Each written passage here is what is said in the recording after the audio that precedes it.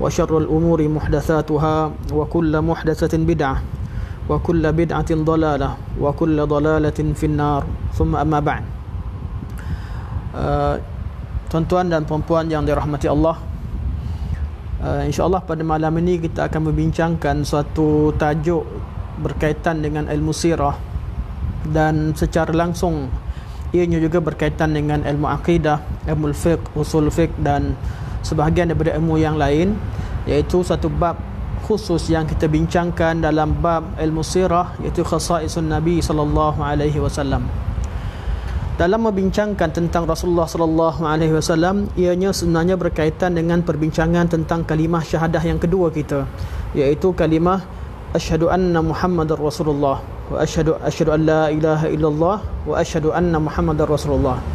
Bila cerita berkaitan dengan kenabian dan kerasulan Rasulullah sallallahu alaihi wasallam, kita telah mempunyai hak-hak yang perlu ditunaikan terhadap kalimah syahadah ini.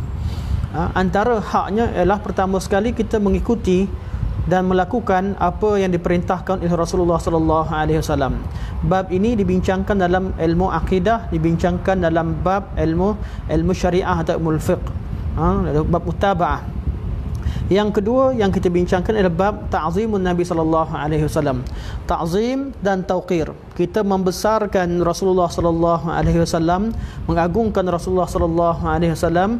Bab ini kita belajar dalam ilmu, ada dalam bab akidah, tapi lebih banyak berita berkaitan dengannya kita belajar melalui sirah Rasulullah sallallahu alaihi wasallam. Jadi dalam ilmu sirah ada 4 furu'. Sebelum kita mempelajari ilmu sirah atau sebelum kita mengulas tentang ilmu sirah Rasulullah sallallahu alaihi wasallam dan memahami sunnah Nabi sallallahu alaihi wasallam berkaitan dengan peristiwa-peristiwa yang berlaku, perlu kita ketahui bahawa dalam ilmu sirah itu ada 4 furu'. Ilmu sirah apa dia? Ilmu sirah ialah ilmu yang mengkaji tentang peristiwa-peristiwa yang berlaku terhadap Rasulullah sallallahu alaihi wasallam mengikut zaman, mengikut turutan masa dan zaman. Jadi kalau takrif begini, dia akan memasukkan beberapa furu' yang merangkumkan beberapa furu' yang lain. Dalam ilmu sirah ada 4 furu'. Furu' pertama yang dinamakan sebagai ilmu syama'il. Ilmu syama'il.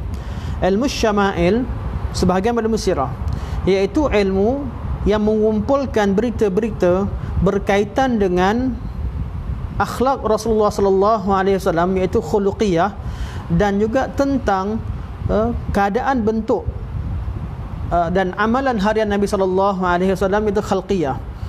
Ini bab syama'il.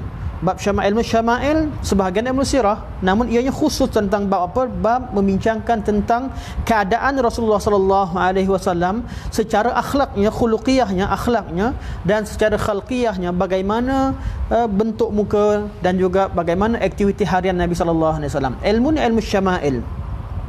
Ilmu yang kedua berkaitan dengan sirah Rasulullah sallallahu alaihi wasallam dinamakan sebagai ilmu dalail. Ilmu dalail iaitu ilmu yang membincangkan tentang dilalah ataupun bukti-bukti untuk menunjukkan bahawa Rasulullah sallallahu alaihi wasallam merupakan utusan Allah Subhanahu wa taala. Rasulullah sallallahu alaihi wasallam ialah seorang nabi. Rasulullah sallallahu alaihi wasallam ialah orang yang menjadi wakil Allah Subhanahu wa taala untuk menyampaikan kehendak Allah Subhanahu wa taala kepada makhluknya. Ini ilmu dalail. Ilmu dalail sangat umum dan ianya berkaitan dengan ilmu burhan, dipanggil juga sebagai ilmu al-ayah dan sebagainya. Dan sebahagian daripada ilmu dalail ialah membincangkan tentang bab ilmu tentang al-mu'jizat ataupun mu'jizat. Ini ilmu kedua berkaitan ilmu sirah. Ilmu ketiga dalam ilmu sirah, ilmu sirah dikenali sebagai ilmu al-fadail. Ilmu fadail. Dalam bab sirahnya ada 4. Pertama ilmu syama'il, yang kedua ilmu dalail, yang ketiga dinamakan sebagai ilmu fadail, iaitu membincangkan tentang kelebihan dan kedudukan Rasulullah sallallahu alaihi wasallam berbanding rasul-rasul yang lain, dan ianya sebahagian ilmu khasais. Dan keempat yang kita bincangkan pada malam ini ialah ilmu khasais. Ilmu khasais ialah ilmu yang membincangkan tentang hukum-hukum khusus yang Allah Subhanahu wa taala peruntukkan kepada Rasulullah sallallahu alaihi wasallam yang tidak diberikan kepada orang lain. Ataupun fadilat khusus yang Allah Subhanahu wa taala berikan kepada Rasulullah sallallahu alaihi wasallam yang Allah tidak berikan kepada orang lain. Jadi ilmu khasais berkaitan dengan fadilat, iaitu termasuk ilmu fadail. Begitu juga dalam ilmu khasais juga berbincang khusus tentang hukum-hukum yang Allah Subhanahu wa taala khususkan terhadap Rasulullah sallallahu alaihi wasallam. Jadi peristiwa minta maaf di sini di tepi jalan, jadi kadang-kadang bunyi kereta terlalu kuat. Okey. Jadi dalam membincangkan ilmu sirah, kita perlu mengetahui suatu peristiwa itu dibincangkan dalam bab yang mana. Sekiranya kita membincang ilmu sirah, suatu peristiwa sirah berkaitan dengan perkara akidah, kita bincangkan dengan cara ilmu akidah. Sekiranya peristiwa sirah itu berkaitan dengan tentang ilmu fiqh, kita perlu merujuk kaedah fiqhiyah. Kalau ilmu sirah itu berkaitan dengan ilmu usul fiqh, kita perlu buka ilmu usul fiqh. Sebab ilmu sirah ni ilmu terlalu umum, menggabungkan semua ilmu. Kita ada isu yang dibincangkan, adakah Ubaidillah Ibn Jahshin murtad ataupun tidak di Habsyah dan sebagainya. Ini tentang sirah. Namun sirah itu berkaitan dengan akidah, maka cara membincangkan peristiwa ini juga perlu dirujuk terhadap ilmu akidah. Okey. Nah, untuk tidak jauh perbincangan kita fokus pada ilmu khasais. Apa gunanya dan apa manfaatnya untuk kita ketahui 4 jenis ilmu dalam ilmu sirah ini, supaya kita dapat memahami sirah yang lebih jelas. Sebahagian daripada sirah Rasulullah sallallahu alaihi wasallam ianya berkaitan dengan urusan syariat, iaitu urusan berkaitan dengan suatu peristiwa, suatu perbuatan yang dilakukan oleh Rasulullah sallallahu alaihi wasallam yang mana syariat menuntut kita untuk tiru, tuntut kita untuk ikut. Ini ilmu syariat, ilmu syara'i. Sebahagian daripada peristiwa sirah yang berlaku yang mana Allah Subhanahu wa taala tidak menuntut kita untuk ikut, iaitu sunnah Nabi sallallahu alaihi wasallam. Nabi sallallahu alaihi wasallam melakukannya dan hukum itu berlaku kepada Rasulullah sallallahu alaihi wasallam, tapi tidak berlaku pada orang lain. Sebab itu kita rujuk tentang kita tengok pada dua peristiwa. Peristiwa dalam bab hukum syariat, bila kita tengok pada peristiwa hijrah. Hijrah Nabi sallallahu alaihi wasallam perlu dibincangkan dalam kacamata ilmu syariah dalam peristiwa sirah tersebut sebagai ia satu perkara yang dituntut. Perlu dilihat dari segi cara bagaimana Nabi sallallahu alaihi wasallam melakukan hijrah, dan perlu kita ikut cara yang Nabi sallallahu alaihi wasallam lakukan dalam peristiwa hijrah. Berbeza daripada peristiwa Isra' dan Mi'raj. Peristiwa Isra' Mi'raj berkaitan dengan ilmu dalail, berkaitan juga dengan ilmu khasais. Maka bila kita bincangkan tentang bab Isra' Mi'raj, kita tak boleh nak bincangkan bab Isra' Mi'raj bagaimana dengan kaedah supaya kita tiru macam mana Nabi sallallahu alaihi wasallam boleh naik ke langit. Dan bab mukjizat dan bab khasais ianya khusus untuk Rasulullah sallallahu alaihi wasallam. Ini mukadimah tentang ilmu yang kita bincangkan. Ilmu yang kita bincangkan ini ialah berkaitan dengan ilmu khasais. Apa tujuannya? Tujuannya banyak. Antara tujuan yang utamanya ialah bila kita kenal ilmu khasais, kita membesarkan Rasulullah sallallahu alaihi wasallam. Kita mentakzimkan, kita memuliakan Rasulullah sallallahu alaihi wasallam. Walaupun Rasulullah itu seorang manusia seperti manusia yang lain, ada sifat kemanusiaan, namun Rasulullah SAW bukanlah manusia biasa. Manusia dah sebaik Rasulullah, manusia sebaik-baik manusia. Walaupun Nabi SAW adalah Rasul seperti Rasul-Rasul yang lain, tetapi Rasulullah SAW mempunyai khususiyah yang mengatasi Rasul-Rasul yang lain. Dan ini ialah berkaitan dengan ilmu al-khasais, ta'rif secara ringkas. Okey. Perlu ke tidak bincang tentang ilmu khasais? Dalam ulama Syafi'iyah, jumhur ulama mengatakan bahawa perlu ilmu ini dibentangkan dan dituliskan, diajarkan.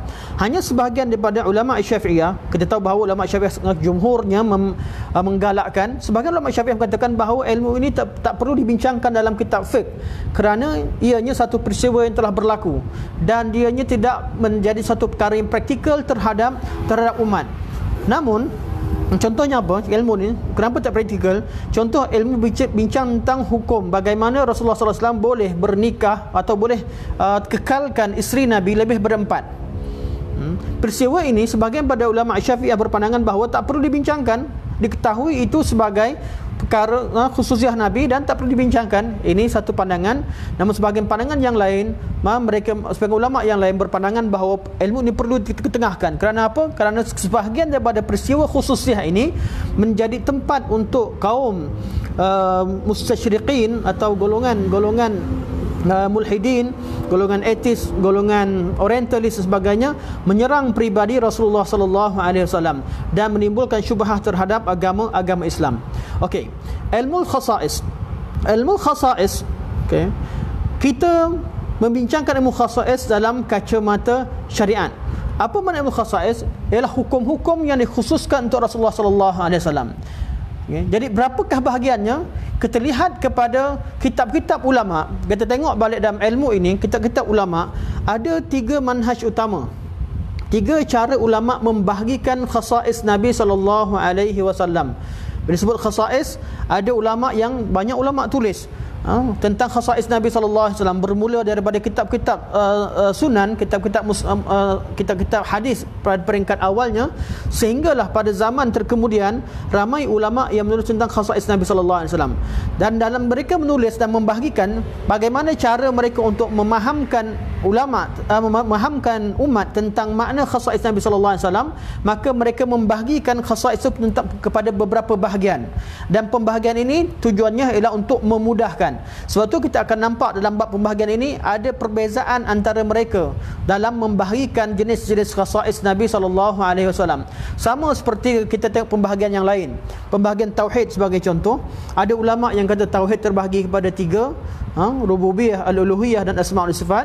Ada ulama mengatakan bahawa tauhid terbahagi kepada 2. Dalam bab bid'ah, ada ulama mengatakan bahawa bid'ah itu hanya satu, semuanya sesat. Kullu bid'atin dhalalah, semua bid'ah itu sesat. Dan sebahagian ulama mengatakan bahawa bid'ah itu ada 2, ada bid'ah yang hasanah, ada bid'ah yang tidak hasanah. Sebahagian pada ulama mengatakan bid'ah itu ada pembahagian 5. Pembahagian tadi semata-mata untuk memudahkan kita faham, mudahkan kita sebagai orang awam faham. Yang perlu kita lihat bukan pada pembahagian itu, kita lihat kepada isi kandungan hakikatnya. Sama ada ulama membahagikan bid'ah kepada 1, atau mengatakan bahawa bid'ah itu hanya 1, atau membahagikan bid'ah kepada 2, iaitu bid'ah yang mustahabbah dan bid'ah ghair mustahabbah, ataupun membahagikan bid'ah kepada 4 ataupun 5. Menurut pada sebahagian pandangan ulama, mereka semua sepakat bahawa agama Allah Subhanahu Wa Taala ialah agama yang sempurna.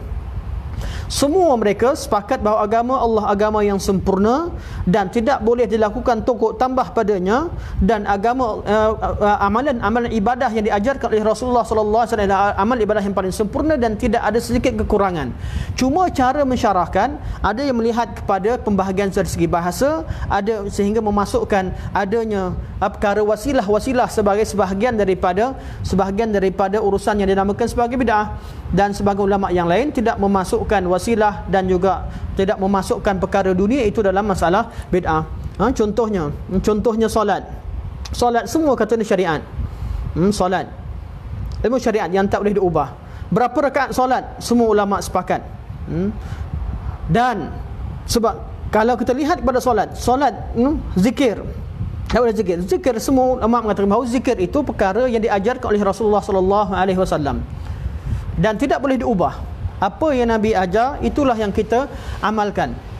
Dan itulah kita lihat kepada ulama-ulama yang membincangkan tentang masalah bid'ah dalam bab apa sekalipun, mereka tetap menyatakan bahawa syariat itu tidak boleh diubah.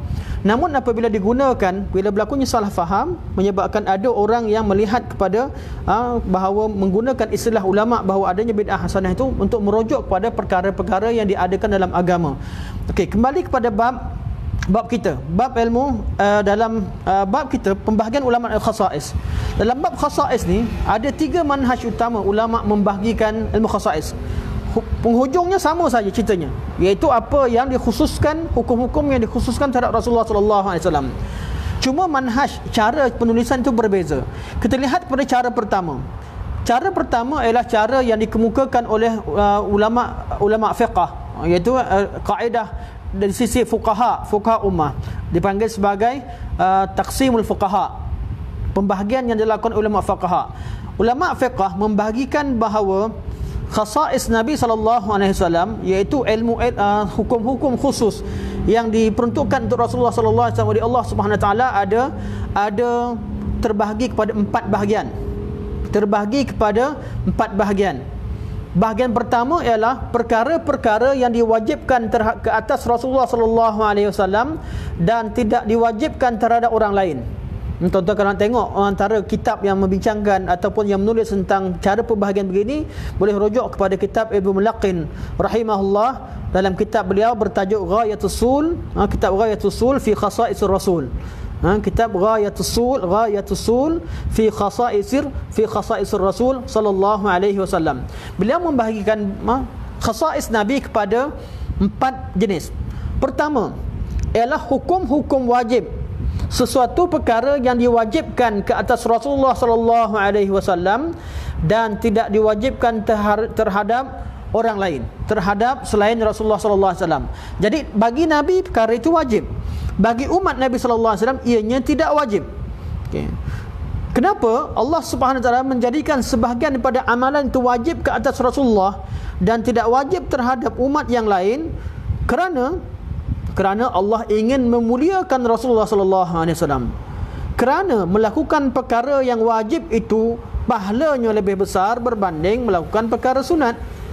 Oleh kerana Rasulullah sallallahu alaihi wasallam manusia yang paling sempurna, Allah Subhanahu wa taala memberikan kewajipan ke atas Rasulullah sallallahu alaihi wasallam melebihi umatnya yang lain. Jadi khasais pertama ialah apa yang Allah Subhanahu wa taala wajibkan ke atas Rasulullah sallallahu alaihi wasallam dan tidak diwajibkan terhadap umatnya. Contohnya apa? Contoh pertama ialah solat tahajud. Solat tahajud seperti mana disebutkan oleh Imam Ibnu Mulaqin rahimahullah. Solat tahajud wajib ke atas Rasulullah sallallahu alaihi wasallam, namun sunat terhadap umatnya. Begitu juga sebagian ulama memasukkan solat duha. Solat duha sebagai ulama katakan wajib ke atas Rasulullah sallallahu alaihi wasallam dan tidak wajib terhadap umatnya. Sama juga solat witir. Sebagian ulama memasukkan solat witir itu wajib ke atas Rasulullah sallallahu alaihi wasallam dan tidak pada umatnya. Bila saya sebut sebahagian artinya ada khilaf. Bila saya sebut begitu saja artinya tidak ada khilaf ataupun perkara diijma'kan. Okey. Jadi dalam bab solat duha, solat witir, solat tahajud, bagi umat Nabi sallallahu alaihi wasallam ia merupakan perkara sunat. Sama juga seperti melakukan korban ataupun udhiyah, menyembelih korban. Bagi umat Nabi Muhammad sallallahu alaihi wasallam ia perkara sunat, namun ianya diwajibkan ke atas Rasulullah sallallahu alaihi wasallam. Antara perkara yang Allah wajibkan yang lain terhadap Rasulullah dan kepada umatnya tidak jadi wajib, ianya khusus untuk Rasulullah, ialah siwak. Iaitu siwak ketika qiyamul lail, siwak. Nabi sallallahu alaihi wasallam suka bersiwak. Dan siwak itu menjadi perkara yang wajib ke atas Rasulullah sallallahu alaihi wasallam dan sunat terhadap umat yang lain di tempat-tempat yang diketahui. Begitu juga dalam bab perkara yang wajib, Nabi diwajibkan untuk bermusyawarah dengan sahabat-sahabatnya yang zawil ahlam, yang dikatakan sebagai ahlul hal wal aqdi. Okay.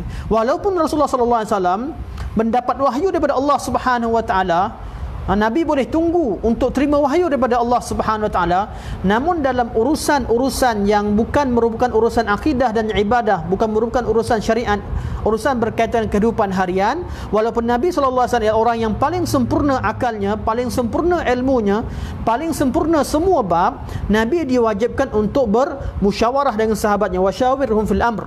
Ini perintah Allah Subhanahu wa taala. Dan bab musyawarah, seorang pemimpin bermusyawarah dengan zawil ahlam ataupun ahlun nuha di kalangan mereka, perkara ini diwajibkan ke atas Rasulullah sallallahu alaihi wasallam. Antara yang lain dalam bab jihad. Dalam bab jihad, minta maaf jawab saya. Okey. Dalam bab jihad, Rasulullah SAW diwajibkan untuk apabila bertemu dengan musuh, dan musuh berada di depan, wajib bertembung, wajib berperang. Musabaratul adu disebutkan oleh Ibnu Mulaqin. Sama juga Nabi diwajibkan ingkarul munkar, sekiranya berlaku satu kemungkaran di dalam pengetahuan Rasulullah sallallahu alaihi wasallam dan berada di depan Rasulullah dan pengetahuan Rasulullah, ianya wajib ke atas Rasulullah sallallahu alaihi wasallam. Terhadap umat Nabi Muhammad wajib dengan ikut kemampuan, namun untuk Rasulullah sallallahu alaihi wasallam wajib bertemu dengan musuh walaupun bilangan musuh lebih banyak. Wajib Nabi mengubah satu wajib bersuara.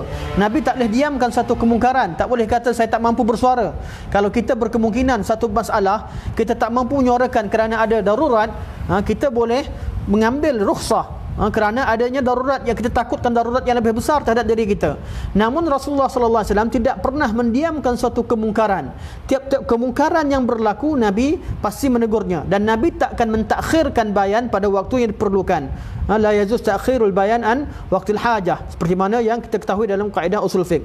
Dan masalah lain banyak, antaranya ialah masalah sebahagian ulama sebutkan bahawa Rasulullah sallallahu alaihi wasallam wajib membayar hutang kaum muslimin yang meninggal padanya hutang, iaitu mencari jalan penyelesaian untuk hutang. Ini dibincangkan dan berlaku khilaf di kalangan ulama. Antara kewajipan yang lain, Nabi SAW ketika melakukan suatu perkara yang fardu, yang wajib seperti solat, Nabi perlu melakukannya sesempurna yang mungkin. Jadi tak boleh kita kata bahawa satu sunnah Nabi buat yang ni sempurna, yang ni kurang sempurna. Tidak, semua yang Nabi buat adalah paling sempurna, kerana Nabi SAW diwajibkan melakukan perkara yang paling sempurna. Cuma kadang-kadang dari segi hai'ahnya ada hai'ah yang lebih sempurna berbanding dengan hai'ah yang lain. Ini keadaan. Contohnya solat tarawih, Nabi pernah solat tarawih secara berjamaah, Nabi pernah solat tarawih secara bersendirian. Kedua-duanya adalah satu kesempurnaan. Tidak ada suatu sunnah yang lebih pada yang lain. Cuma dari segi hai'ahnya, bentuknya dan juga maslahahnya, kalau dilihat solat secara berjamaah itu lebih sesuai dilaksanakan selepas pada zaman Nabi SAW. Sama seperti wuduk tiga kali, tiap-tiap kali wuduk 3 kali. Itu hai'ah yang paling sempurna. Namun ketika air kurang ataupun ketika perlukan, kita memerlukan kepada bukan air yang ada itu air minuman yang diperlukan atau dipakai oleh ramai orang yang ada di suatu tempat, maka kita berwuduk dengan wuduk sekali atau 2 kali, itu lebih afdal berbanding dengan 3 kali ikut keadaan. Jadi sunnah Nabi sallallahu alaihi wasallam dalam semua keadaan ialah paling sempurna. Sebab apa? Sebab Rasulullah sallallahu alaihi wasallam wajib melaksanakan sesuatu perkara dengan sesempurnanya. Manakala kita ada hukum pada kita, ada pilihan, adanya pilihan. Selain pada perkara itu, ada juga dibincangkan tentang masalah yang lain. Antara perkara yang diwajibkan ialah Nabi sallallahu alaihi wasallam Allah Subhanahu wa taala mewajibkan Nabi sallallahu alaihi wasallam untuk memberikan pilihan kepada isterinya, isteri-isteri baginda, sama ada untuk memilih ikut Nabi sallallahu alaihi wasallam, kekal bersama Nabi dalam keadaan tidak mempunyai harta yang begitu banyak, ataupun mereka bebas, kemudian Allah Subhanahu wa taala memberikan harta yang melimpah ruah kepada isteri-isteri baginda. Ini semua hukum-hukum begini khas untuk Rasulullah sallallahu alaihi wasallam. Ya, khususiyah bukan sekadar perkara perkahwinan, tidak. Khususiyah berkaitan kewajipan. Jadi banyak kewajipan perkara yang Allah Subhanahu wa taala wajibkan terhadap Rasulullah sallallahu alaihi wasallam, namun tidak diwajibkan terhadap umat Nabi sallallahu alaihi wasallam. Jadi ada perkara yang wajib yang mujma', jadi tidak ada khilaf padanya. Ada setengah daripada masalah yang Allah wajibkan kepada Nabi, ada sebagian ulama menyatakan bahawa ianya juga wajib terhadap umatnya. Sedikit berlaku khilaf antaranya tentang solat witir seperti mana dikemukakan oleh mazhab Imam Abu Hanifah rahimahullah. Okey, ini jenis pertama. Jadi cara fuqaha membahagikan pada 4 jenis, 4 bahagian sunnah Nabi sallallahu alaihi wasallam yang dikategorikan sebagai khasais. Pertama, perkara-perkara yang diwajibkan ke atas Rasulullah sallallahu alaihi wasallam. Yang kedua, sebahagian pada khasais juga ialah perkara-perkara yang diharamkan ke atas Rasulullah sallallahu alaihi wasallam. Bagi Nabi haram. Nabi diharamkan terhadap perkara tersebut, namun bagi umatnya ialah perkara yang diharuskan. Kenapa? Sebab Rasulullah sallallahu alaihi wasallam ialah manusia paling sempurna. Nabi sallallahu alaihi wasallam ialah manusia paling sempurna, maka meninggalkan perkara yang haram itu pahalanya lebih besar dan tanggungjawabnya, taklifnya lebih besar. Maka Allah Subhanahu wa taala memberikan syariat adanya perkara-perkara yang Allah Subhanahu wa taala haramkan ke atas Rasulullah sallallahu alaihi wasallam yang tidak diharamkan ke atas umatnya yang lain. Perkara-perkara yang diharamkan. Contohnya apa? Pertama sekali zakat. Zakat ini adalah perkara yang khusus kepada Rasulullah dan Ahlul Bait Nabi sallallahu alaihi wasallam yang dekat dengan baginda. Manakala Ahlul Bait yang jauh seperti zaman sekarang, wallahu alam, rajihnya mereka tidak diharamkan zakat pada mereka kerana tidak ada khumus pada mereka. Ini dibincangkan dalam masalah fiqh. Zakat diharamkan ke atas Rasulullah sallallahu alaihi wasallam. Begitu juga sedekah, sama zakat yang wajib ataupun sedekah yang sunat. Nabi sallallahu alaihi wasallam tidak dibolehkan untuk memakan sedekah. Yang kedua, antara perkara yang diharamkan ialah Nabi diharamkan untuk memakan makanan-makanan yang berbau. Ini disebutkan oleh juga Ibnu Mulaqin, kerana saya sedang membincangkan tentang pembahagian Ibnu Mulaqin rahimahullah. Makanan yang berbau, kita boleh makan petai, kita boleh makan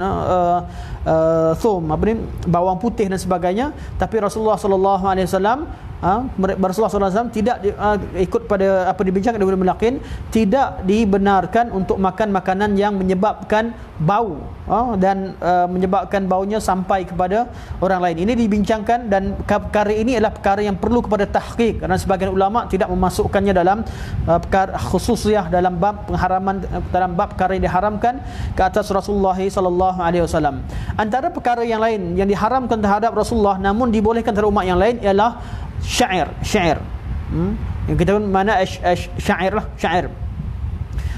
Sahabat Nabi ada sebahagian daripada kata-kata mereka berbentuk syair. Mereka mengatakan suatu kata-kata bentuk syair, ataupun bahasa Melayu kita mungkin pantun, lebih pantun atau syair lah. Rasulullah sallallahu alaihi wasallam tidak ada satu pun daripada hadis Nabi sallallahu alaihi wasallam dan perkataan Nabi sallallahu alaihi wasallam berbentuk syair. Nabi bukan seorang penyair, Quran juga bukan syair. Sehingga hikmahnya apa? Hikmahnya supaya nak beritahu bahawa memudahkan kita.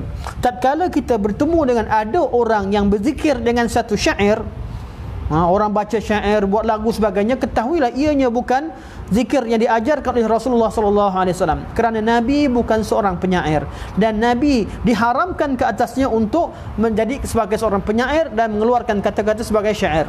Ini disebutkan juga oleh Ibnu Mulaqin rahimahullah. Antara perkara yang diharamkan terhadap Rasulullah sallallahu alaihi wasallam yang lain ialah Nabi diharamkan untuk membuka, untuk melepaskan baju perangnya tatkala dia memakainya. Seperti mana Nabi sallallahu alaihi wasallam pada kisah berlaku dalam peperangan Uhud. Dalam peperangan Uhud, tatkala Nabi sallallahu alaihi wasallam setelah Nabi berbincang dengan Ahlul Madinah, dengan muslimin di Madinah Al-Munawwarah, Nabi bincang sama ada untuk perang di luar Madinah ataupun dalam Madinah. Tatkala adanya dua pandangan dan selepas Nabi lihat semangat kaum muda ketika itu yang ingin berperang di luar Madinah Al-Munawwarah, sedangkan Nabi melihat berpandangan bahawa perang dalam Madinah lebih baik dan lebih sesuai, namun Nabi telah mengambil pandangan golongan majoriti di kalangan pemuda-pemuda untuk perang di luar. Nabi pun sarungkan baju perangnya. Ketika itu ada sahabat yang merasa bersalah dan mengatakan bahawa ya Rasulullah, ikutlah apa yang Rasulullah fikirkan, mungkin perang di Madinah lebih baik, kerana mereka merasakan seolah-olah mereka memaksa Rasulullah sallallahu alaihi wasallam. Namun Nabi berkata tidak boleh atau tidak dibolehkan sebagai seorang rasul tatkala dia memakai baju perang untuk dia mencabut baju perangnya, kecuali dia bertemu dengan musuhnya dan kecuali Allah telah menetapkan apakah kesudahan terhadap apa yang diputuskan oleh Allah Subhanahu wa taala dalam peperangan tersebut. Jadi seorang rasul atau Nabi sallallahu alaihi wasallam secara khususnya dalam bab ini tidak hukum yang diharamkan kepada Nabi sallallahu alaihi wasallam tatkala telah menyarungkan baju perang, diharamkan kepada Rasulullah sallallahu alaihi wasallam untuk memakai baju perang. Tabaan semua yang saya sebutkan ini perbincangannya panjang, ada dalil-dalilnya, cuma oleh kerana waktu kita yang ringkas, kerana kita nak ambil tajuk ni sekali imbas begini, saya sebutkan masalah tanpa menyebutkan banyak dalil-dalil yang terkandung dalam bab ini. Antara perkara lain yang diharamkan ke atas Rasulullah sallallahu alaihi wasallam ialah Nabi sallallahu tamakkan dunia. Kita boleh pilih untuk hidup senang lenang dan lihat kesenangan yang ada, pilih kesenangan. Namun Rasulullah sallallahu alaihi wasallam menurut Ibnu Mulaqin rahimahullah dan ramai ulama yang lain, memang zuhud, kehidupan Nabi yang zuhud dan tidak melihat pada dunia itu perkara yang wajib ke atas Rasulullah sallallahu alaihi wasallam, iaitu Nabi tidak melebihkan harta yang banyak untuk kehidupan hariannya. Antara yang lain, antara bab-bab yang dibincangkan, bab perkara yang diharamkan ke atas Rasulullah sallallahu alaihi wasallam adalah bab diharamkan pada Nabi sallallahu alaihi wasallam menikahi perempuan amah, iaitu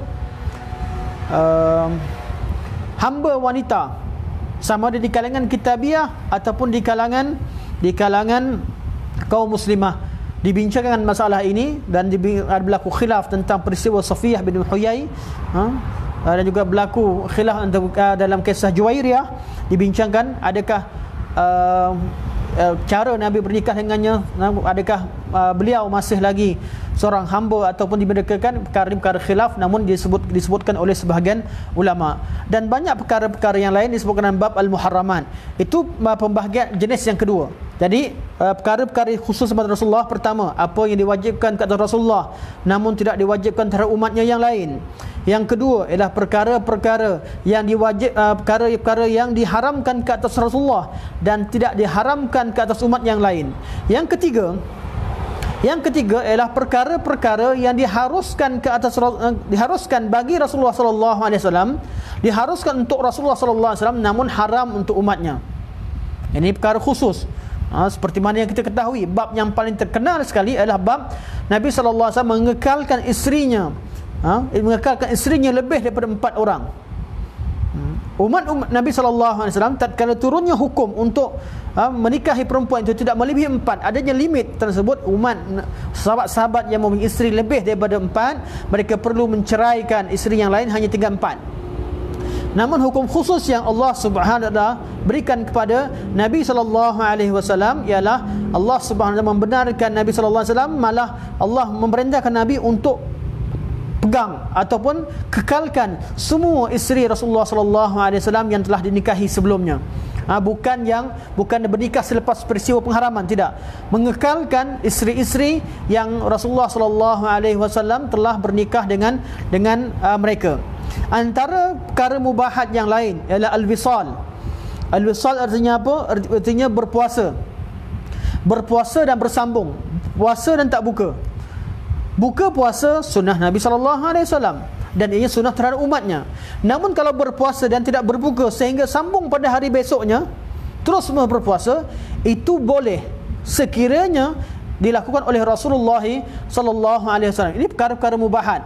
Umat Nabi Muhammad sallallahu alaihi wasallam diharamkan kerana perkara itu termasuk perkara-perkara yang memudaratkan bagi umat Nabi Muhammad sallallahu alaihi wasallam. Maka Nabi sallallahu alaihi wasallam dibolehkan atau hukum diharuskan, malah menjadi sunnah terhadap Rasulullah sallallahu alaihi wasallam untuk berpuasa secara wisal. Jadi Nabi boleh berpuasa seperti biasa, mempercepatkan buka puasa, dan juga Nabi makan, Nabi sahur seperti Nabi sallallahu umat yang lain, dan Nabi juga dibenarkan dengan al-mubahat. Sebagai ulama kata perkara sunan, sebagai ulama kata dia perkara mubahat, perkara yang dibolehkan untuk Rasulullah SAW berpuasa tanpa berbuka. Sehingga pada suatu ketika hadis yang Aisyah radhiyallahu anha pada suatu ketika menyeriwayatkan satu hadis daripada peristiwa yang berlaku pada sahabat, bahawa ada di kalangan sahabat yang cuba nak ikut sunnah Nabi sallallahu alaihi wasallam dengan cara tidak berbuka puasa, iaitu melakukan puasa wisal, iaitu menyambungkan puasanya sehingga pada hari besok. Ketika itu Nabi sallallahu alaihi wasallam melarang, menegah mereka untuk melakukan perkara demikian. Faqalu, maka mereka berkata, innaka tuwasil ya Rasulullah, kami lihat kamu berpuasa tanpa berbuka, tuwasil. Apa Nabi kata? Qal inni lastu kahayatikum, sesungguhnya keadaan aku tak sama dengan keadaan kalian.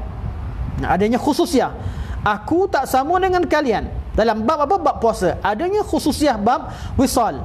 Inni yut'imuni rabbi wa yusqini, sesungguhnya aku walaupun aku tidur tapi Allah Subhanahu memberikan aku makan, memberiku minum. Iaitu Nabi sallallahu alaihi wasallam tidak merasa lapar pada ataupun mempunyai khususiah yang tertentu, seolah-olah Nabi makan, seolah-olah Nabi minum, walaupun Nabi tidak makan dan minum. Ini khususiah terhadap Rasulullah sallallahu alaihi wasallam. Artinya tidak boleh seorang umat di kalangan umat Nabi Muhammad sallallahu alaihi wasallam nak berpuasa tak berbuka, dan dia kata aku tak payah makan tapi aku kenyang. Perkara ini hanya berlaku kepada Rasulullah sallallahu alaihi wasallam. Dan Nabi juga lapar setengah pada keadaan sebagai sifat manusia. Namun setengah pada keadaan Nabi sallallahu alaihi wasallam berpuasa dengan puasa wisal kerana ada pengkhususan dan hikmahnya hanya diketahui oleh Allah Subhanahu wa taala. Nabi beritahu, Nabi kata, aku tak sama, keadaan aku tak sama dengan keadaan kalian. Hadis ini, sebelum anda pergi lebih jauh berkaitan dengan contoh-contoh berkaitan dengan perkara-perkara yang diharuskan terhadap Nabi sallallahu alaihi wasallam dan diharamkan terhadap umatnya, dalam hadis yang kita bacakan tadi, yakni Nabi sebut inni lastu kahayatikum, aku tak sama dengan kalian. Ada sebahagian daripada golongan yang terlalu melampau dalam mentafsirkan kalimah-kalimah hadis Nabi sallallahu alaihi wasallam. Mereka mengatakan bahawa Nabi inni lastu kahayatikum atau inni lastu kahayatikum maknanya apa? Nabi tak sama dengan manusia. Mereka kata apa? Mereka syarahkan perkataan ini, diambil kat situ. Mereka kata Nabi tak sama dengan manusia yang lain. Kat mana tak samanya? Mereka kata manusia yang lain tercipta daripada tanah, sedangkan Nabi tercipta daripada nur, iaitu dipanggil Nur Muhammad. Ini perkara yang tidak benar dan salah mensyarahkan hadis Rasulullah sallallahu alaihi wasallam. Sebab apa? Sebab Nabi sallallahu alaihi wasallam yang menceritakan. Nabi mengatakan, Allah kata kul, kalau Allah berkata kepada Rasulullah sallallahu alaihi wasallam tatkala berdakwah, Allah kata kul innama ana basyarum mithlukum. Katakanlah wahai Muhammad, sesungguhnya aku sebagai bashar, manusia biasa seperti kalian. Ini dalam bab apa? Bab kemanusiaan. Walaupun Nabi mempunyai khususiah tertentu, namun khususiah Nabi itu tidak melampaui had sehingga mengeluarkan sifat Nabi daripada sifat kemanusiaan. Nabi tetap manusia biasa. Nabi tetap terlahir daripada apa? Benih bapanya. Terlahir daripada tercipta daripada tanah, seperti mana manusia-manusia yang lain. Tidak terkeluar dari sifat kemanusiaan. Sebab itu dalam hadis, satu hadis Nabi kata apa? Khuliqatil malaikah min nur. Nabi kata malaikat itu tercipta daripada nur. Wa khuliqal jannu min marijin min nar. Dan jin itu tercipta daripada api yang marak. Dan wa khuliqa Adam mimma wusifa lakum. Dan Adam tercipta seperti mana yang kamu ketahui, yang diberitakan kepada kalian, iaitu tercipta daripada tanah. Nabi SAW tidak menjadikan diri Nabi itu tercipta daripada nur. Jadi semua perkara berkaitan dengan akidah bahawa Nabi SAW merupakan satu nur, asal daripada nur, itu satu akidah yang tidak tepat dan malah ianya datang daripada akidah yang sesat. Walaupun kita tak kata semua orang yang mengatakan Nur Muhammad itu sesat dari segi personalnya, namun akidah ini berasal daripada akidah yang sesat dan semua riwayat berkaitan dengan Nur Muhammad menyalahi usul syarak. Jadi kita bab khasais Nabi sallallahu alaihi wasallam tak termasuk dalam bab Nur Muhammad sallallahu alaihi wasallam. Kerana kita bab ini kenapa saya bincangkan? Kerana sebahagian daripada manusia, sebahagian daripada agamawan memasukkan perkara-perkara yang bukan khasais Nabi sallallahu alaihi wasallam dalam khasais Nabi sallallahu alaihi wasallam, dan perkara itu merupakan perkara ijma'. Kalau perkara khilaf mungkin boleh dibincangkan. Perkara khilaf contohnya, adakah kita mencabut bila Nabi SAW sampai satu ketika lalu di satu perkuburan, di dua perkuburan, kemudian Nabi SAW mengatakan bahawa sesungguhnya dua sahabat kalian yang berada dalam kubur itu sedang diazab, dan mereka tidak diazab dengan dua perkara besar, sehinggalah penghujung kisah Nabi SAW patahkan pelepah kurma Nabi tanamkan. Jadi peristiwa Nabi patahkan kurma letak di atas kubur tersebut masuk bab khasas ataupun tidak, berlaku khilaf di kalangan ulama. Ulama Syafi'ah berpandangan bahawa ianya bukan masalah khususiyah, ianya masalah sunnah muttaba'ah yang boleh diikuti. Namun jumhur ulama berpandangan bahawa ianya adalah masalah khususiyah, khusus terhadap Rasulullah sallallahu alaihi wasallam, berdalilkan bahawa tidak pernah dilakukan perkara demikian terhadap sahabat-sahabat yang lain, sedangkan kubur-kubur di Baqi' terlalu banyak, mereka semua di kalangan sahabat, dan tidak dilakukan juga oleh sahabat-sahabat terhadap mana-mana kubur, dan ianya berterusan. Begitulah sunnah yang muttaba'ah. Bererti bahawa peristiwa itu berlaku dan hanya diikuti, hanya dibincangkan dalam bab khususiah Nabi sallallahu alaihi wasallam. Kerana kita tahu bahawa bab khususiah adalah bab yang dilakukan, perkara-perkara yang dilakukan oleh Rasulullah sallallahu alaihi wasallam, namun tidak diperintahkan umatnya untuk mengikutinya. Perkara itu adalah perkara untuk kita tahu kelebihan dan kedudukan Nabi sallallahu alaihi wasallam. Antara bab yang lain, perkara yang dibolehkan, yang diibahahkan kepada Rasulullah sallallahu alaihi wasallam namun diharamkan terhadap umatnya ialah masuk masjid secara berjunub, bagi ulama yang melarangnya. Bagi ulama yang mengatakan bahawa seorang yang berjunub tidak boleh berada dalam masjid, okey, iaitu jumhur mengatakan bahawa mereka mengecualikan Rasulullah sallallahu alaihi wasallam kerana memang rumah Nabi akan keluar pada rumah Nabi Nabi keluar pada rumah saja akan masuk dalam kawasan masjid. Sama juga dalam masalah khumus dalam faid dan banyak lagi masalah-masalah yang dibincangkan. Antaranya Nabi dibolehkan untuk menjadikan bahawa memerdekakan seorang perempuan itu ada mahar untuk pernikahannya, seperti Nabi sallallahu alaihi wasallam berlaku kepada Sofia. Dan juga perbincangan-perbincangan yang lain antara yang disebutkan, namun ianya kaul khilaf ialah bolehnya Nabi sallallahu alaihi wasallam berkhalwah dengan perempuan ajnabiyah. Artinya bukan berdua-duaan, namun Nabi boleh masuk dalam majlis, suatu majlis yang hanya ada di kalangan perempuan, tidak ada lelaki. Nabi boleh menyampaikan tazkirah. Sebagai ulama mengatakan bahawa perkara itu juga dibenarkan terhadap umat Nabi sallallahu alaihi wasallam sekiranya ianya aman daripada fitnah, dan juga ada asbab-asbab yang lain yang dibincangkan. Okey, ini ketiga. Jadi fuqaha membahagikan bahawa khususiah Nabi sallallahu alaihi wasallam terbahagi pada empat. Pertama, perkara yang diwajibkan ke atas Rasulullah namun tidak kepada yang lain. Yang kedua, perkara yang diharamkan ke atas Rasulullah namun tidak diharamkan terhadap umat yang lain. Ketiga ialah perkara yang diharuskan terhadap Rasulullah sallallahu alaihi wasallam namun tidak diharuskan atau diharamkan terhadap umatnya yang lain. Yang keempat ialah bab yang paling luas sekali, ialah fadilat dan kelebihan kedudukan yang tinggi yang diberikan kepada Rasulullah sallallahu alaihi wasallam daripada khasais tersebut yang tidak diberikan terhadap manusia yang lain, malah tidak diberikan kepada nabi yang lain. Terlalu banyak dibincangkan, disebutkan lebih kurang 60. Tak silap saya baca sekali imbas. Dah lama kerana kitab ini dibincangkan oleh Syekh Omar Saleh Al-Husaini. Tak silapnya lebih kurang 60 khasais yang berkaitan dengan perkara-perkara yang diberikan, kelebihan yang diberikan kepada Rasulullah sallallahu alaihi wasallam dan tidak diberikan terhadap umatnya yang lain. Antaranya perkara yang dibolehkan, yang mempunyai Allah berikan kepada Nabi berbentuk suatu kurniaan, ialah Allah Subhanahu wa taala mengharamkan mana-mana di kalangan manusia menikahi isteri Rasulullah sallallahu alaihi wasallam selepas kewafatan baginda. Ini khususiah hanya untuk Rasulullah. Isteri-isteri yang ditinggalkan oleh Rasulullah tidak boleh dinikahi oleh mana-mana manusia. Tak boleh pula kita kata isteri saya tak boleh orang nikah. Kita bukan Rasulullah. Isteri kita, isteri manusia biasa, tatkala dia meninggal, maka berlakulah iddah kepada isterinya. Selepas habis iddah, maka perempuan tersebut boleh dipinang dan dinikahi oleh siapa sekalipun. Boleh dinikahi. Namun antara syariat yang Allah Subhanahu turunkan secara khusus untuk Rasulullah, isteri-isteri Rasulullah tidak dibenarkan siapa sekalipun untuk menikahinya apabila Nabi sallallahu alaihi wasallam setelah Nabi sallallahu alaihi wasallam wafat. Antara hukum yang lain berkaitan dengan perkara yang Allah muliakan Nabi sallallahu alaihi wasallam berkaitan hukum-hukum ialah Allah menjadikan Nabi sallallahu alaihi wasallam sebagai penutup segala nabi.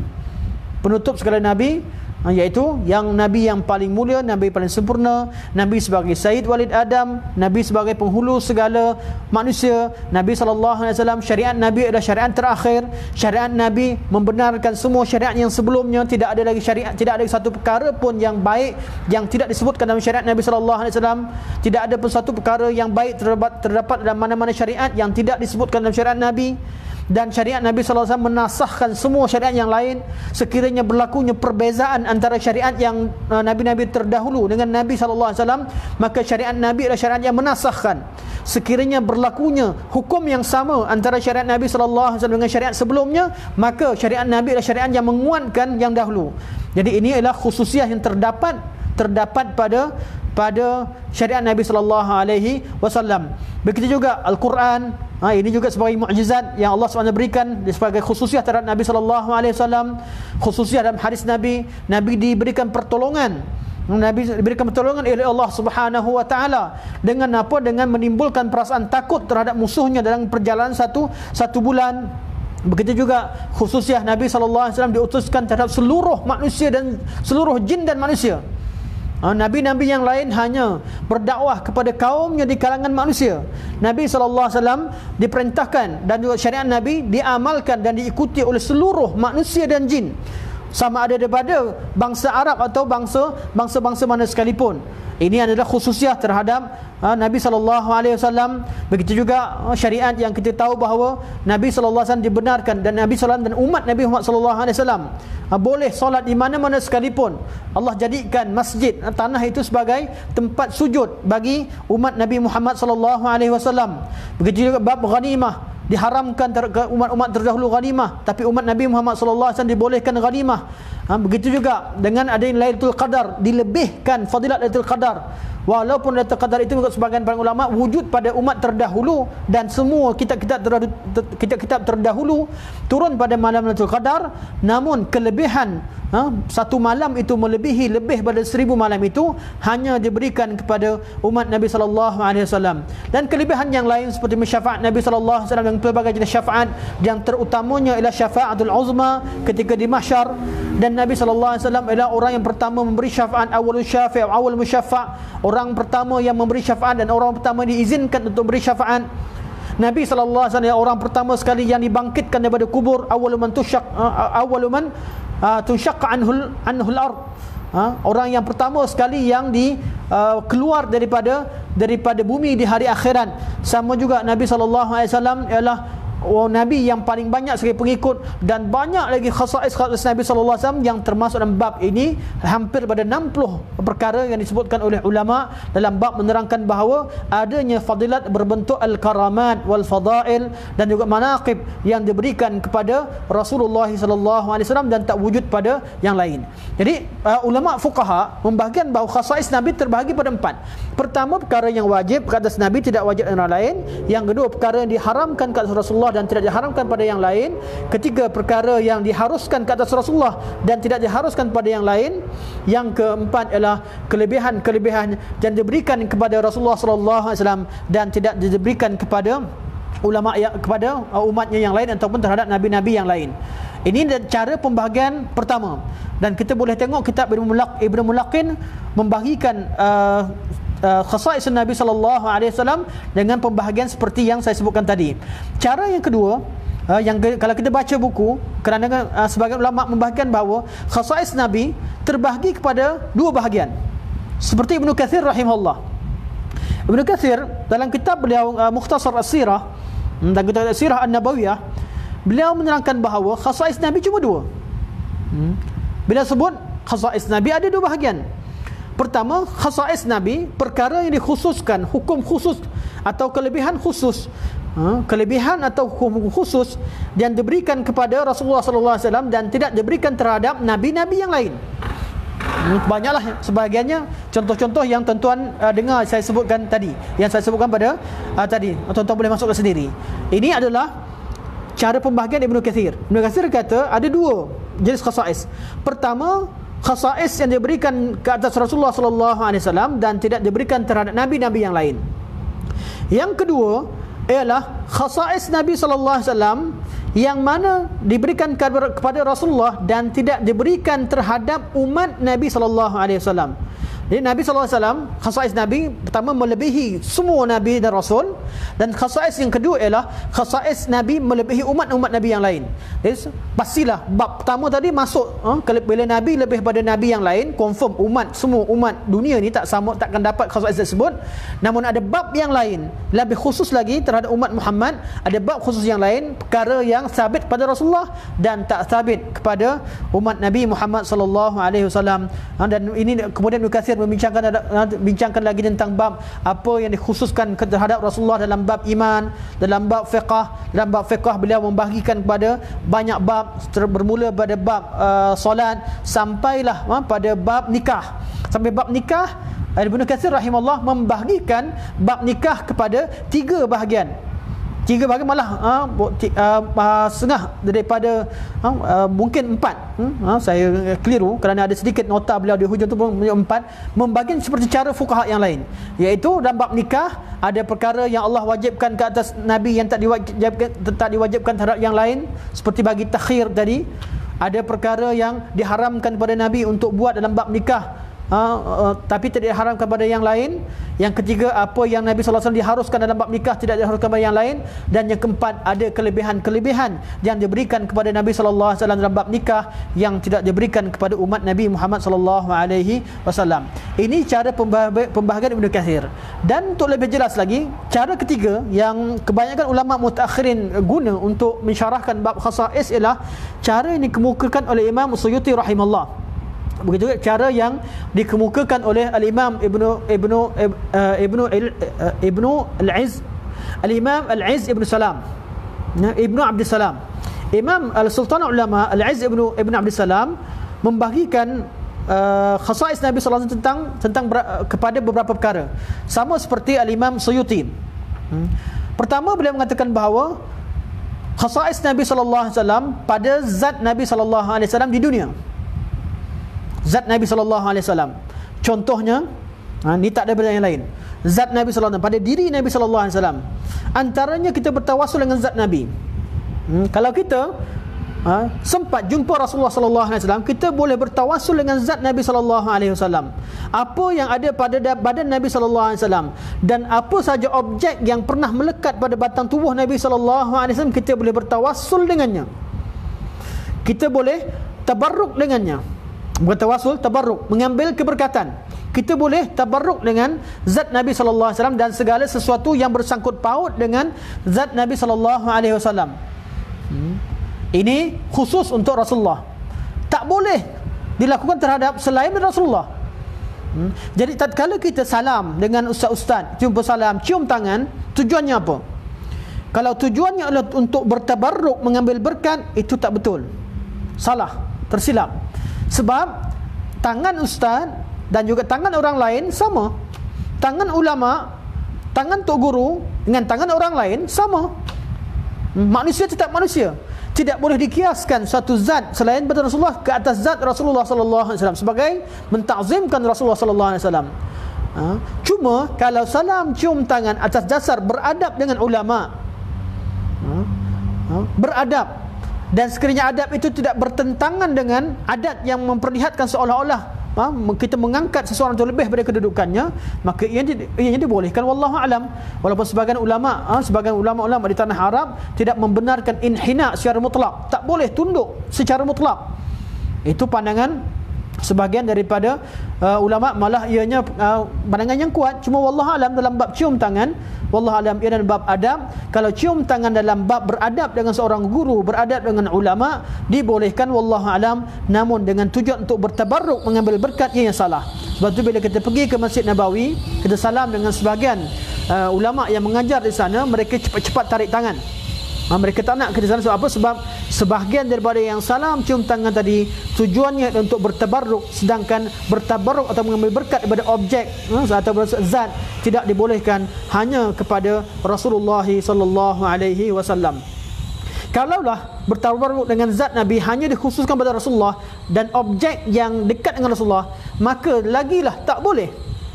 Lebih aula lagi, kita tak boleh bertabarruk dengan hanya lukisan-lukisan berkaitan dengan objek, berkaitan Rasulullah. Sekarang kita dapati bahawa ramai orang bertawasul dengan lakaran capal. Itu tidak tepat. Ianya tidak ada dalilnya. Walaupun sebahagian daripada mutaakhirin menyebutkannya, namun ianya bukan hujah. Sebahagian kecil berhujahkan dengan hadis yang maudhu' berkaitan dengan bagaimana Nabi sallallahu alaihi wasallam disuruh untuk pecat selipar atau tanggalkan selipar, untuk tidak pecatkan selipar. Itu hadis yang maudhu', jelas semua ulama sepakat bahawa maudhu', tidak wujud dalam bab Isra' dan Mi'raj, tidak berlaku dalam peristiwa Isra' dan Mi'raj. Jadi ia tidak menjadi hujah. Malah tuan-tuan kalau lihat pada lakaran capal, tuan-tuan boleh cek di Google, tuan-tuan boleh cek bagaimana perayaan Hindu yang mana mengagungkan capal itu berlaku, wujud dalam perayaan Hindu. Tuan-tuan boleh tekan paduka puja. Ini minta maaf lah, saya tak nak tegur, tapi banyak dah, ramai dah orang yang menjadikan lakaran capal itu sebagai suatu perkara yang dijadikan sebagai alat tawasul. Perlu diingatkan, perkara itu tidak wujud dalam Islam. Saya tak kata mereka mengambil daripada Hindu, tapi ianya mirip dengan apa yang dilakukan oleh masyarakat Hindu, iaitu mereka memuliakan capal guru, iaitu Tuan boleh type di YouTube ataupun di Google perayaan yang dinamakan sebagai Paduka Puja, iaitu memuja selipar guru.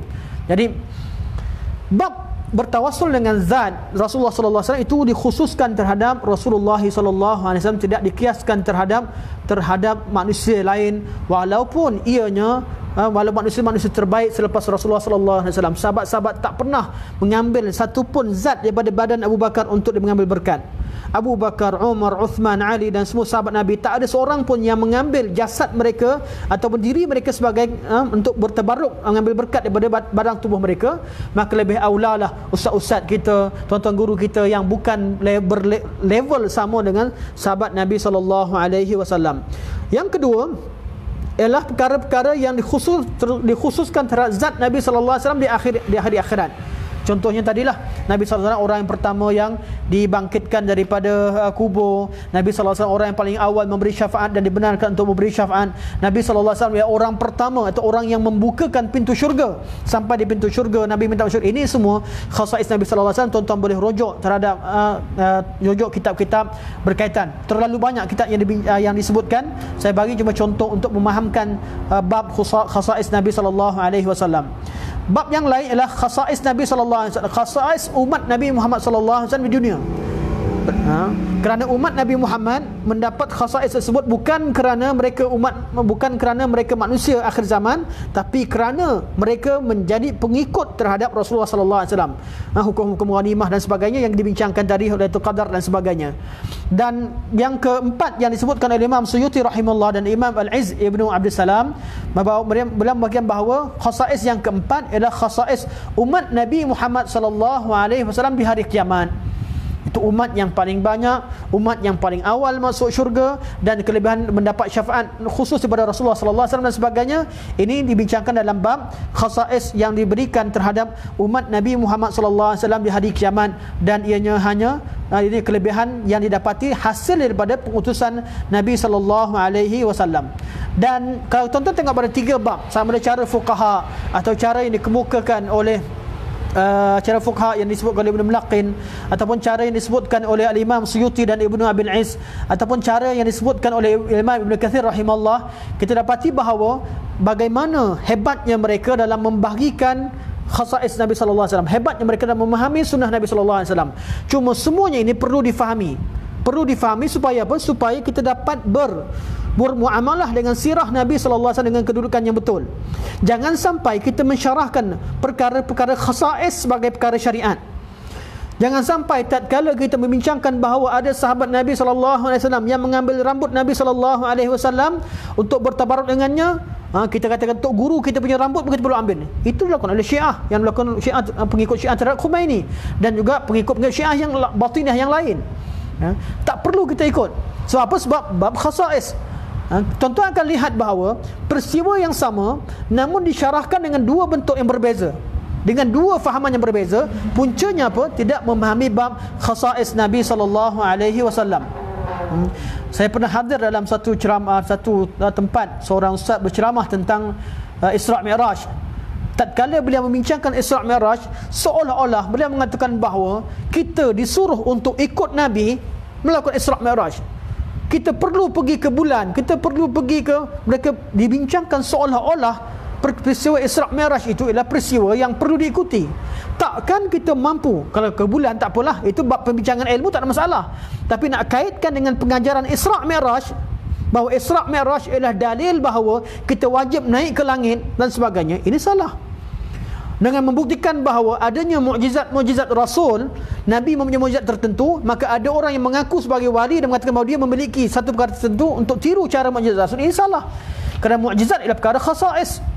Sebab itu kita bincangkan bab karamat awliya sebelum ini. Karamat-karamat wali itu tidak berlaku dengan kehendak mereka. Dan karamat-karamat wali takkan dapat melakukan sesuatu perkara yang melebihi atau menyamai apa yang telah dilakukan oleh yang telah berlaku terhadap ke atas Rasulullah sallallahu alaihi wasallam. Okey. Inilah bab kepentingan bab khasais. Sebagai penutup, oleh kerana masa, apakah hikmah, apakah pentingnya kita memahami bab khasais? Kerana bab ini bab yang perlu dibincangkan, dan banyak dan ramai mungkin ramai yang terlepas pandang dalam membincangkan masalah khasais. Antara hikmah ataupun kelebihan kita membincangkan tentang khasais ialah, pertama, menzahirkan kudratullah, menzahirkan kekuasaan Allah Subhanahu Wa Taala. Allah Subhanahu Maha berkuasa, boleh lakukan apa sahaja terhadap makhluknya, dan menzahirkan Allah Subhanahu wahdaniyah Allah Subhanahu Wa Taala dalam menetapkan dan menentukan siapakah yang Allah pilih. Allah pilih Nabi Muhammad, itu hak Allah sebagai manusia terbaik. Allah pilih sahabat-sahabat Rasulullah sebagai sahabat, itu generasi terbaik, itu pilihan Allah. Allah pilih kita lahir di akhir zaman, pilihan Allah Subhanahu Wa Taala. Bila kita bincang tentang bab khususiah ini, kita akan dapat tahu bahawa Allah Subhanahu Wa Taala bebas, dan Allah Subhanahu Wa Taala memilih siapa sekalipun dengan kehendak Allah, itu dengan sifat wahdaniyahnya, wahdaniyah Allah Subhanahu Wa Taala. Yang kedua, seperti mana firman Allah, wa rabbuka yakhluqu ma yasha' wa yakhtar. Yang kedua, antara manfaat daripada pengetahuan kita berkaitan dengan khasais Nabi sallallahu alaihi wasallam ialah menzahirkan kelebihan Nabi sallallahu alaihi wasallam, kelebihan dan kedudukan Rasulullah sallallahu alaihi wasallam. Kerana sebahagian pada manusia tatkala membincangkan tentang Rasulullah, membincangkan tentang perkataan Rasulullah, seolah-olah perkataan Rasulullah sama dengan perkataan manusia yang lain, sehingga ada yang melakukan perbandingan antara hadis Nabi sallallahu alaihi wasallam dengan hadis, dengan kata-kata ulama, atau dengan kata-kata hikmah. Ini salah. Kita membincangkan bab khasais, kata Nabi yang merupakan wahyu, wa ma yantiqu 'anil hawa in huwa illa wahyu yuha. Tujuannya apa? Supaya adanya ta'zim dan tauqir. Kita membesarkan, mengagungkan kalimah-kalimah yang keluar daripada mulut Rasulullah. Walaupun Rasulullah sallallahu alaihi wasallam sebagai manusia biasa, innama ana basyarum mithlukum, aku ini hanya manusia seperti kamu, tapi Nabi ada yuha ilai. Innama ana basyarukum mithlukum yuha ilai, aku diberikan wahyu. Di situ bab khasais. Bashar ini dalam bab Nabi sallallahu alaihi wasallam sebagai manusia, dan manusia, Nabi merupakan manusia, Nabi adanya khasais, dia diberikan wahyu. Jadi kalam Nabi, hadis Nabi tidak sama seperti kalam manusia yang lain. Tatkala berlakunya pertembungan antara kata-kata Rasulullah dengan pendapat-pendapat yang lain, perlu diletakkan kata Rasulullah di atas sekali.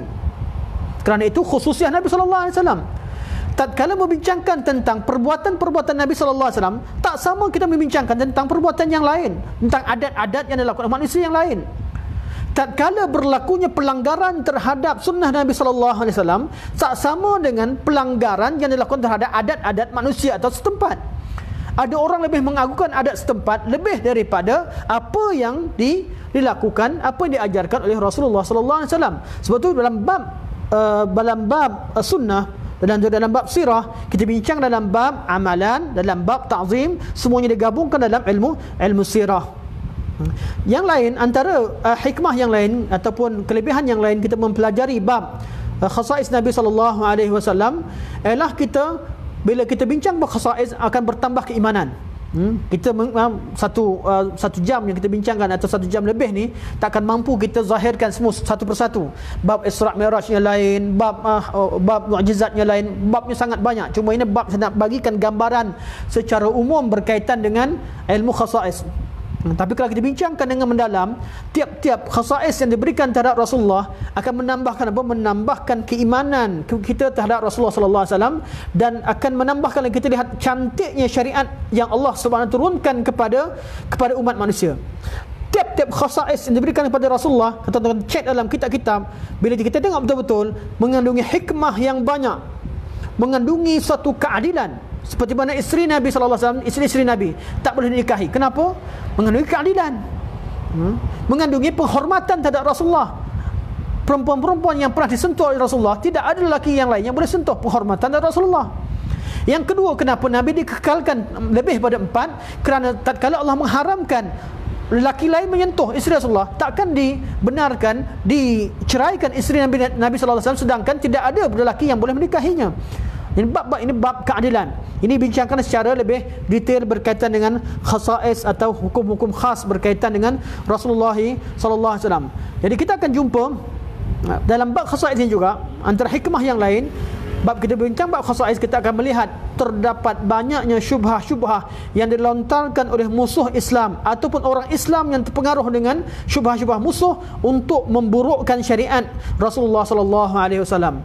Bila kita jumpa ada orang yang berhujah demikian sekian dan sekian dan Nabi lakukan sekian, kita kata tak boleh. Itu khususiah Nabi sallallahu alaihi wasallam.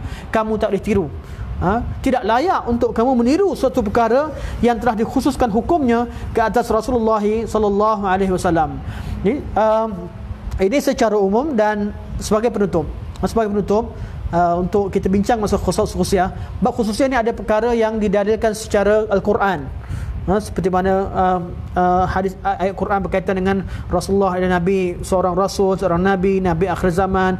Nabi SAW adalah khataman nabiyyin dan sebagainya. Nabi SAW boleh seorang perempuan itu boleh bernikah dengan kaedah hibah. Nabi SAW boleh seorang perempuan menjadi halal terhadap Rasulullah tanpa pernikahan daripada manusia, daripada wali, iaitu daripada direct daripada langit. Allah yang menikahkan isteri Nabi daripada langit. Dan juga banyak peristiwa yang lain yang memang sabit dalam Al-Quranul Karim. Sebahagian mana ia perkaranya ijma'kanlah, perkara yang memang betul-betul sabit. Sebahagian daripada khususiah Nabi yang sabit dalam sunnah Nabi sallallahu alaihi wasallam seperti mana puasa wisal. Sebahagian daripada sunnah Nabi sallallahu alaihi wasallam sabit dengan ijma', seperti yang berlaku dalam bab tabarruk, bab mengambil berkat sebagainya. Sebahagian daripada khasais Nabi sallallahu alaihi wasallam yang dibincangkan namun berlaku khilaf. Kenapa berlaku khilaf?